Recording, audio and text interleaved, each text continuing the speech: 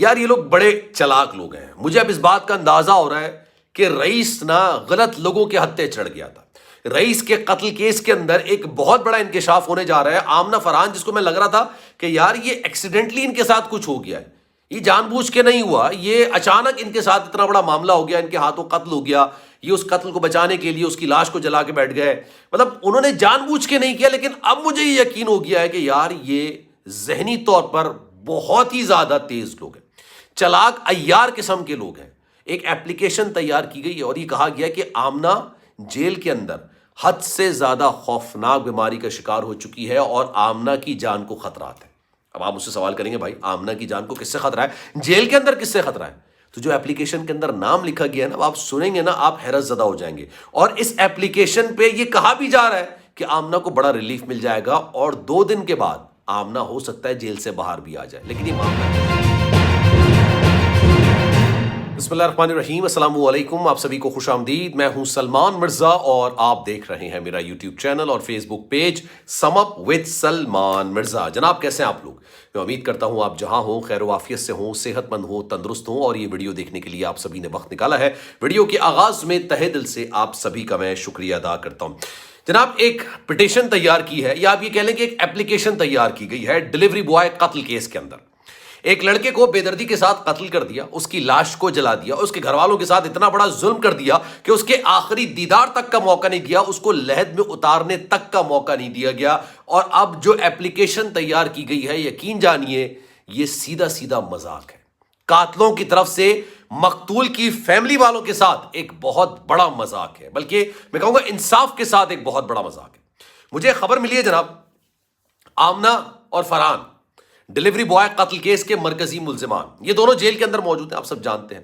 آمنہ کے گھر والے کسی طریقے سے کوشش کر رہے ہیں کہ بھائی آمنہ کو اس کیس سے باہر نکال دیا جائے. اس کوشش میں انہوں نے پہلی کاوش یہ کی کہ انہوں نے رئیس کے گھر والوں سے رابطہ کیا, کہا کہ بھائی ہم نے تو نہیں مارا آپ کے بچے کو, نہ آمنہ نے مارا ہے, آپ بھی خود بات مانتے ہیں, اور رئیس نے کنفیس کیا کہ بھائی اس نے مارا ہے. تو آپ ایک کام کریں, آمنہ تک سے یہ کیس کو واپس لے لیں, رئیس کے فرحان کے خلاف آپ کو جو کچھ کرنا ہے آپ کرتے رہیے, ہم آپ کے درمیان کوئی بھی رکاوٹ پیدا نہیں کریں گے.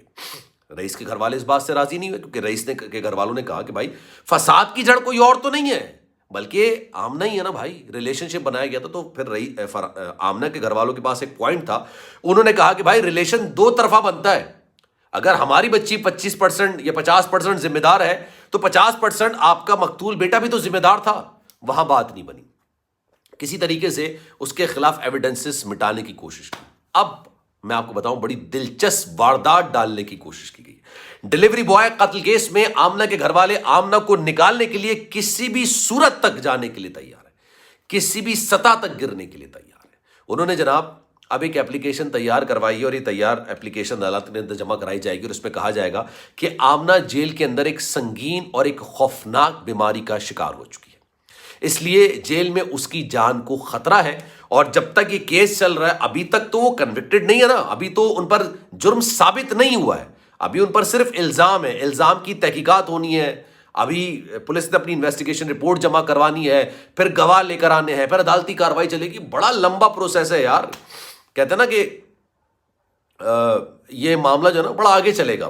خیر, اب اس سارے معاملے کے اندر آمنہ کے گھر والوں نے ایک ایپلیکیشن تیار کی اور یہ کہا ہے کہ بھائی آمنہ ایک خوفناک بیماری کا شکار ہو چکی ہے اور ڈاکٹرز نے اس کی جان کو خطرات کا کہہ دیا ہے. اب جب میں نے معلوم کروایا کہ بھائی یہ کون سی بیماری ہے جو 4 دن کے اندر پیدا ہو گئی, 4 دن کے اندر لگ گئی, اور اس میں جان کا خطرہ بھی پیدا ہو گیا, اور کسی نہ کسی طریقے سے اس مریض کو بچانے کی کوشش کی جا رہی ہے, جو کہ صرف ملزم ہے, مجرم نہیں ہے. یہ باقاعدہ طور پر ایپلیکیشن میں لکھا گیا. عدالت نا بڑی لینینٹ ہوتی ہے. عدالت کہتی ہے بھائی کوئی جو معصوم ہے وہ کم سے کم سزا کے زمرے میں نہ آ جائے, بھلے معصوم کے چکر کے اندر جس نے جرم کیا ہے وہ سزا سے بچ جائے, لیکن کوئی معصوم سزا کا حقدار نہیں ٹھہرے. یہ عدالت کوشش کر رہی ہوتی ہے. اب انہوں نے یہ بات بولی ہے کہ آمنہ جو ہے نا انزائٹی, ڈپریشن, اس طرح کی خوفناک بیماری مبتلا ہو چکی ہے, وہ ذہنی مریضہ ہوتی چلی جا رہی ہے, وہ دیواروں پر سر مارنے لگ گئی ہے, وہ رئیس کو پکارنے لگ گئی ہے, وہ فرحان کو پکارنے لگ گئی ہے, وہ اپنے بیٹوں کی یاد میں, بچوں کی یاد میں رونے لگ گئی ہے, وہ بچوں کے لیے باقاعدہ گڑ گڑانے لگ گئی ہے, کبھی ہنسنے لگ جاتی ہے, کبھی اپنے ساتھی جو قیدی ہیں نا ان کو مارنے لگ جاتی ہے. تو یہ اس کی زندگی کو خطرات لاحق ہے، اور اس کی زندگی کو خطرات کسی اور سے نہیں ہے بلکہ خود آمنہ کو اپنے سے زندگی کا خطرہ ہے. یعنی یہ اپنی جان کے در پر آ گئی ہے. اس کی ذہنی حالت اتنی خراب ہو چکی ہے کہ یہ کسی دن یا تو خودکشی کر لے گی یا اپنے آپ کو مار لے گی. اور مارنے کے لیے بہت ساری چیزیں جیل کے اندر موجود ہوتی ہیں. دیواروں پر سر مار کے بھی آپ اپنے آپ کو مار سکتے ہیں، قتل کر سکتے ہیں. یہ میں جو ہے نا ایک آپ سمجھ لیں کہ مجھے میرا خیال ہے. اس وجہ سے انہوں نے اپلیکیشن تیار کی. 3 بار آمنہ ہاسپٹل جا چکی ہے. ایک دفعہ تو اس کی طبیعت خراب تھی، 3 دن اس کو ہاسپٹل میں رکھا گیا، بچوں سے ملاقات ہوئی، وکلا سے ملاقات ہوئی. اچھا جی. دوسری بار لے کے گئے تو ڈاکٹرز نے کہا بھائی ناٹک کر رہی ہے، اس کو واپس لے کے جاؤ، کیونکہ اس کو اس کی رپورٹ ساری کلیئر آئی. تیسری بار اس کے دل میں درد اٹھا تھا، انجائنا جسے کہتے ہیں نا، درد اٹھا تھا. اس کو لے کے گئے، ڈاکٹرز نے کہا ہاں یار یہاں پر اس کی صورتحال، کیونکہ سائیکلوجیکلی وہ کافی زیادہ پرابلم کریٹ کر رہی ہے اپنے لیے. بچے اس کے چھن گئے، گھر اس کا چھن گیا ہے، شوہر اس سے بات نہیں کر رہا، ایک دم سے زندگی اجڑ کے رہ گئی ہے. تو کوئی بھی انسان نا سائیکلوجیکلی بہت زیادہ اس میں پرابلم میں آ جاتا ہے. اور آمنہ بھی اس وقت کافی زیادہ پرابلم میں آ چکی ہے. اور اب یہ اپلیکیشن تیار کر لی گئی. اب اس اپلیکیشن کے اندر کیا کارروائی ہوتی ہے، کیا معاملات آگے بڑھتے ہیں، کیا آمنہ کو ریلیف ملتا ہے، یہ تو میں کچھ نہیں جانتا. لیکن 2 دن پہلے یا 3 دن پہلے آمنہ کی جب ملاقات ہوئی اپنے گھر والوں سے، اس نے گھر والوں کے سامنے بات بولی کہ یار اب میں اس بوجھ کو نا اپنے سینے پہ لے کے آگے نہیں چلنا چاہتی. اب یہ کس نے دماغ چلایا ہے اپنا، کس نے بیچ میں اپلیکیشن کی بات کی ہے مجھے نہیں پتا. لیکن آمنہ کنفیس کرنے جا رہی تھی، یہ بات کہنے جا رہی تھی کہ رئیس کے قتل میں، رئیس کے ساتھ ریلیشن شپ میں، رئیس کو مارنے میں، اس کو جلانے میں کسی اور کا نہیں، اس کا اپنا ہاتھ ہے. اس نے اپنے شوہر کے ساتھ مل کے یہ جرم سرزد کیا ہے. لیکن اگر وہ یہ بات ایکسیپٹ کر لیتی ہے عدالت کے اندر، تو آپ مجھے ایک بات کا جواب دینا، اس کیس کے اندر بچے گا کیا پیچھے؟ کچھ نہیں بچے گا نا. ڈیفینڈ کرنے کے لیے وکلا کے پاس کچھ تو دلائل ہونے چاہیے، کچھ تو گراؤنڈ ہونا چاہیے نا. کوئی تو ایسا گراؤنڈ ہو جس میں وہ آپ کہہ لیں کنفیوژن کریٹ کر سکے، کچھ ایسے معاملات کو کریٹ کر سکیں جس کی وجہ سے لگے کہ یار نہیں یہ ملزم نہیں ہے، یہ معصوم ہے.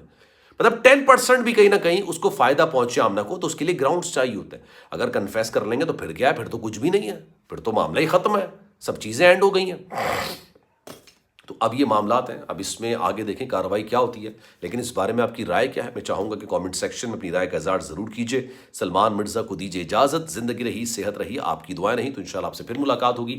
جانے سے پہلے گزارش، اگر آپ نے چینل سبسکرائب نہیں کیا سلمان مرزا آفیشیل، میرے یوٹیوب چینل کو سبسکرائب ضرور کریں، بیل آئیکن ضرور دبائیں. کوئی بات اگر آپ کہنا چاہتے ہیں تو انسٹاگرام پر مجھ سے رابطہ کر سکتے ہیں. سلمان.mrza کے نام سے میرا انسٹاگرام اکاؤنٹ ہے، چاہیں تو فالو کر لیں. جو آپ میسج کریں گے، میری کوشش ہوتی ہے کہ اپنے سبسکرائبرز سے، اپنے فالوورز سے مستقل رابطے میں رہوں. تو میں آپ سے بھی رابطے میں رہنے کی کوشش کروں گا. خیال رکھیے گا. اللہ حافظ.